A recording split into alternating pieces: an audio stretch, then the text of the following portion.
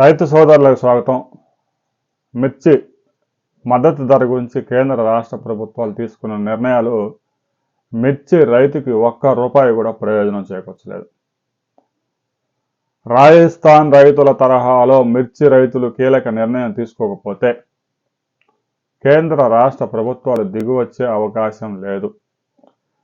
కేంద్రం ప్రకటించిన 11,781 ధర కూడా 70% పంటకి దక్కడం లేదు.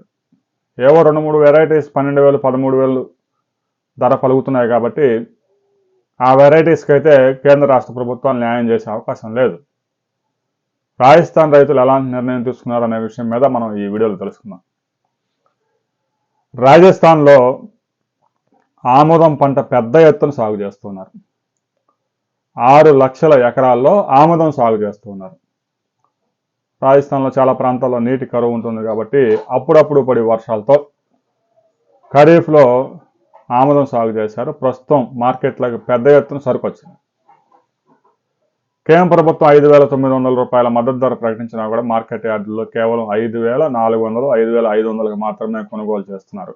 దీంతో రైతులంతా ఒక నిర్ణయం తీసుకున్నారు. కేంద్ర ప్రభుత్వం యంత్రాంగం లేదు, ఊరికే మద్దతు ధరలు ప్రకటించింది కానీ ఆ ధాన్యం ఒకటి కొనుగోలు చేస్తారు. ఎందుకంటే పౌర సరఫరాల శాఖ ద్వారా ఉచితంగా సరఫరా చేయాలి కాబట్టి ఆ లావు ధాన్యం ఒక్కటే కొనుగోలు చేసే యంత్రాంగం ఉంది. అది కూడా రాష్ట్ర పౌర సరఫరాల శాఖ వల్లే కలెక్ట్ చేసి కేంద్రానికి ఇవ్వాలి. ఇక 56 పంటలకు మద్దతు ధర ప్రకటిస్తారు కానీ ఎక్కడ కొనుగోలు చేసిన దాఖలు కనపడదు. అంత డ్రామా. ఇక రాజస్థాన్ రైతులంతా ఒక కీలక నిర్ణయం తీసుకున్నారు. మార్చి 15వ తారీఖు దాకా ఒక రైతు కూడా ఆముదం పంటని అమ్మవద్దు. రాష్ట్ర ప్రభుత్వం కేంద్ర ప్రభుత్వం దిగి వస్తే మద్దతు ధరకు గనక కేంద్ర ప్రభుత్వం కొనుగోలు చేస్తే పంట అమ్ముదాము, లేదంటే మార్చి 15 తర్వాత మరొక నిర్ణయం తీసుకుందామని చెప్పేసి తీర్మానాలు చేశారు. ఉత్తరాది రాష్ట్రాల్లో గ్రామాల్లో పంచాయతీలను ఉంటాయి. ఒక పంచాయతీ అంటే మనకి ఉండే గ్రామ పంచాయతీ కాకుండా గ్రామ పెద్ద ఎవరైతే ఒక తీర్మానం చేస్తారో దానికి అందరూ కట్టుబడి ఉండాల్సిందే. ఎవరైనా ఒకళ్ళ గీత దాటారంటే ఆ గ్రామంలో పెదరాయుడు తీర్పు వచ్చింది. ఆ గ్రామంలో అతనితో ఎవరు మాట్లాడకూడదు, అతనితో ఎలాంటి సంబంధాలు పెట్టుకోకూడదు, ఎలాంటి ఫంక్షన్స్కి చావులకి పిలవకూడదు అనే నిర్ణయం తీసుకుంటారు. ఆ నిర్ణయం తీసుకున్నాక ఇంకా ఆ ఊర్లో వాడు ఉన్నా కూడా బతకడం కష్టం అయిపోద్ది. రాజస్థాన్లో ఇలాంటి నిర్ణయం తీసుకున్నారు. 15 రోజులు మార్కెట్ యార్డులకి కానీ సరుకు తీసుకురావద్దు, ఇంటి దగ్గర కూడా అమ్మొద్దు. మిర్చి రైతులు కూడా కీలక నిర్ణయం తీసుకోవాలి.